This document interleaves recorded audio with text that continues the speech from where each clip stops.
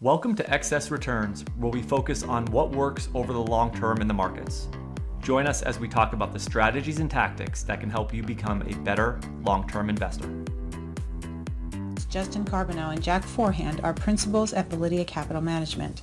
The opinions expressed in this podcast do not necessarily reflect the opinions of Validea Capital. No information on this podcast should be construed as investment advice. Securities discussed in the podcast may be holdings of clients of Validea Capital. Hey guys, this is Justin. In this episode of Excess Returns, Jack and I discuss the role expectations play in investing and in life. Oftentimes, our expectations influence how much we enjoy or dislike something, and when it comes to stocks, expectations means everything. Value stocks tend to have low expectations in general, while growth stocks tend to have high expectations. Understanding the importance of expectations, both your own and from the overall market, is a critical thing to understand. Thank you for listening. We hope you enjoy the discussion and hope everyone had a happy and healthy new year.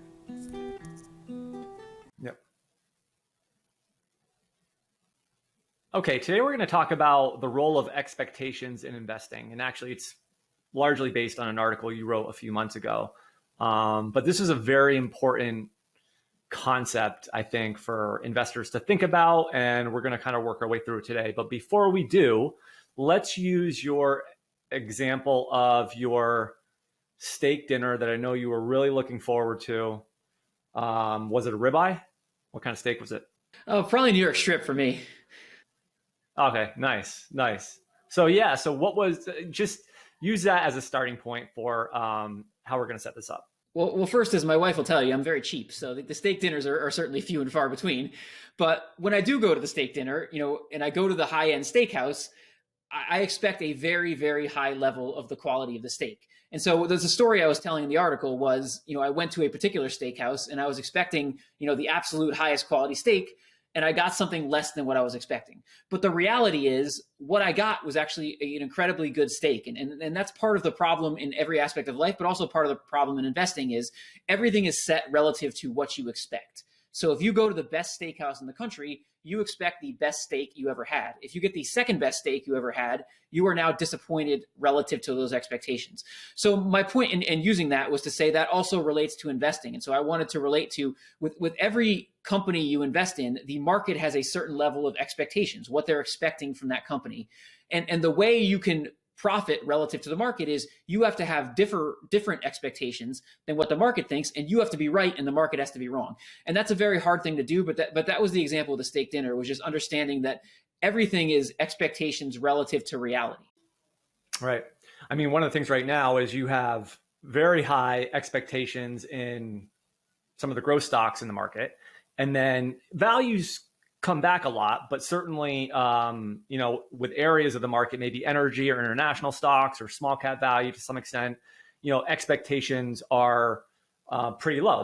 Their valuations are lower. And one of the things that we were talking about before we jumped on was that, how you might be able to systematically sort of take advantage of those things with factors and quantitative strategies. Do you want to sort of flesh that out a little bit? Yeah, so it's very hard to try to look at any individual company and say, all right, here's where I differ from the expectations and be right. So think about how many people are following Apple and think about how many smart people are following Apple.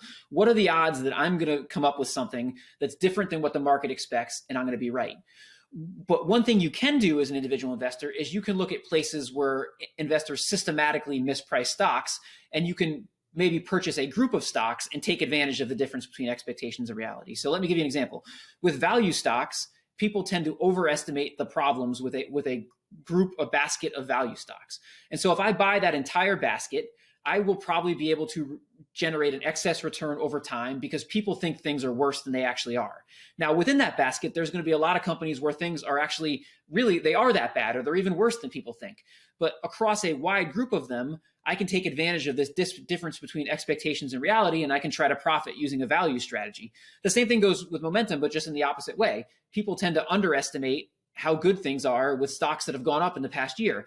And so I can buy a basket of stocks that have gone up in the past year, and I can benefit from the fact that people's expectations might be a little bit too low for those companies. But within there's going to be some companies that don't continue to do well.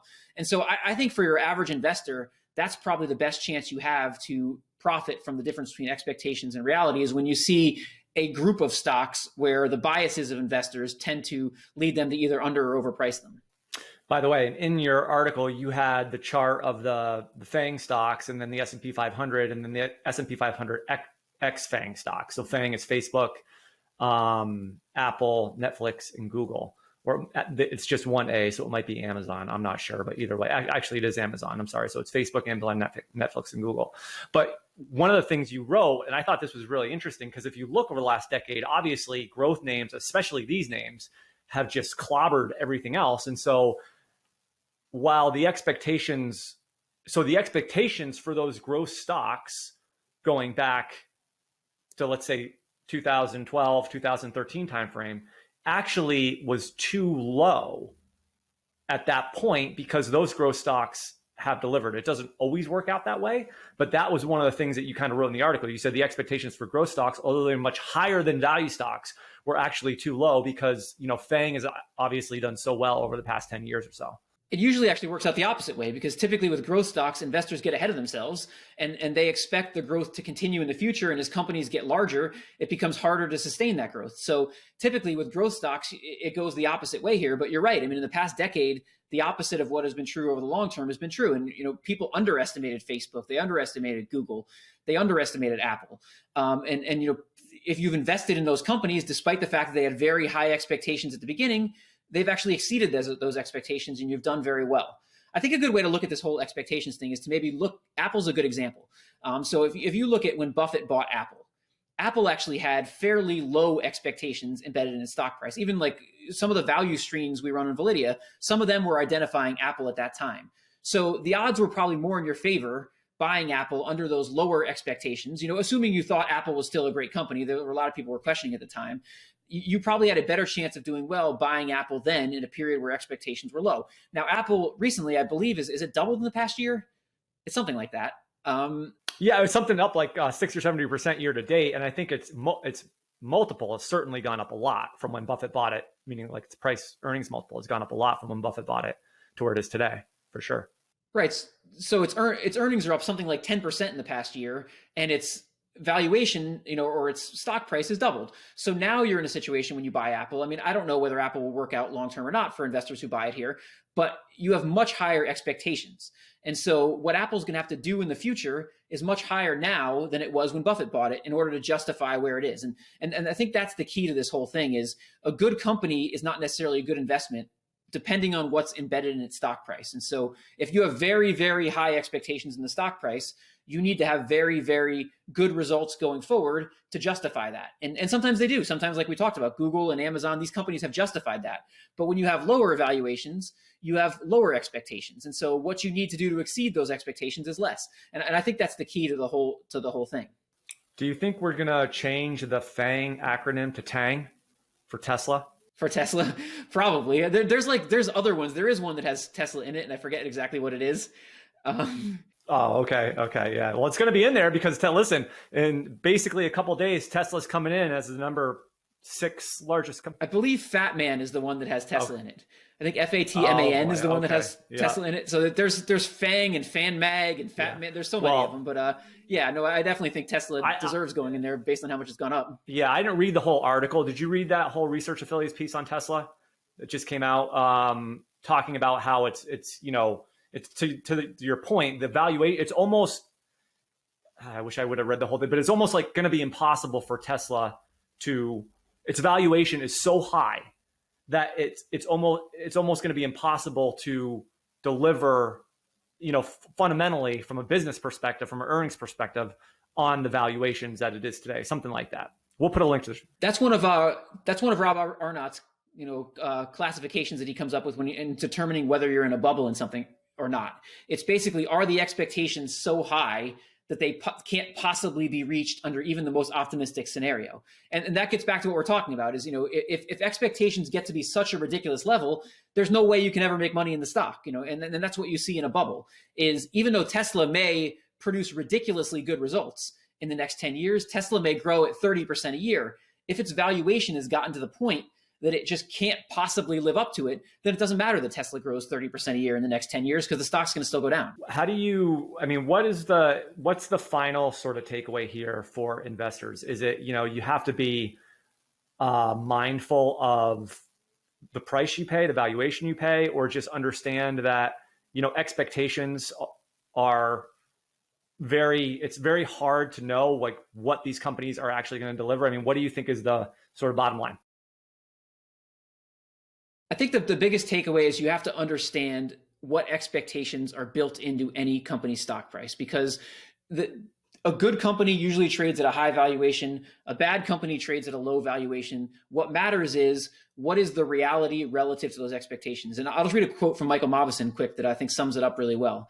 He says, having been on the sell side for many years and then on the buy side, I can say categorically that the single greatest error observed among investment professionals is the failure to distinguish between knowledge of a company's fundamentals and the expectations implied by this company's stock price. If the fundamentals are good, investors want to buy the stock. If the fundamentals are bad, investors want to sell the stock. They do not, however, fully consider the expectations built into the price of the stock. And I think that sums it up really well. You have to understand, what are the expectations built into the stock? What is my opinion? And, am I smarter than everybody else in those expectations that are built into the stock, that I know something they don't, and that I can profit now because my opinion is better than the market's? Great. Well, thanks for explaining all that to me. Certainly it's something that I think you need to think more, think more about. But yeah, we'll put a link to your article in the show notes. It will have the chart that I was mentioning with the FANG stocks and some references to other Mauboussin research and work. And so we hope you guys enjoyed this discussion. We'll see you next time. Thank you. Hi guys, this is Justin again. Thanks so much for tuning into this episode of Excess Returns. You can follow Jack on Twitter at @PracticalQuant and follow me on Twitter at JJ Carbonneau. If you found this discussion interesting and valuable, please subscribe in either iTunes or on YouTube, or leave a review or a comment. We appreciate it.